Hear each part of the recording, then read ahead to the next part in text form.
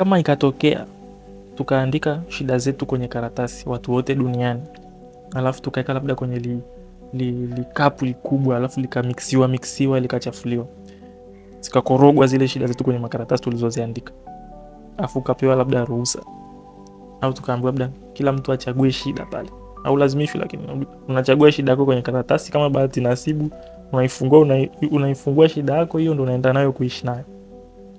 Utakubali kuchagua shida za watu wengine, au bora ubaki na shida zako ulizonazo sasa hivi?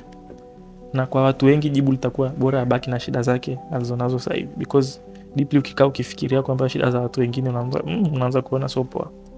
Sasa if so, kama shida yako unaona mimi bora nibaki na shida yangu nitaimudu, kwa nini mtu unapopata shida unaanza kumuona Mungu kama amekutenga, kama Mungu amekukatia, alafu na wewe unamkatia Mungu?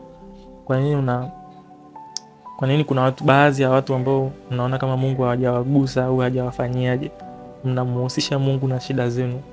Mara nyingi shida sio kwa Mungu, shida iko kwamba ile shida inakuja kwako because Mungu ana uhakika wewe utaweza kuitatua na una uwezo wa kuitatua. Mungu hakupi kitu ambacho kitakuwa mzigo kwako. Mungu anajua kabisa ukipambana utaweza. Kwa hiyo tuache kumkashifu Mungu au kumzingua Mungu because of shida tunazopitia, because at the end of the day Mungu ametupa akili ili tu overcome hizo shida.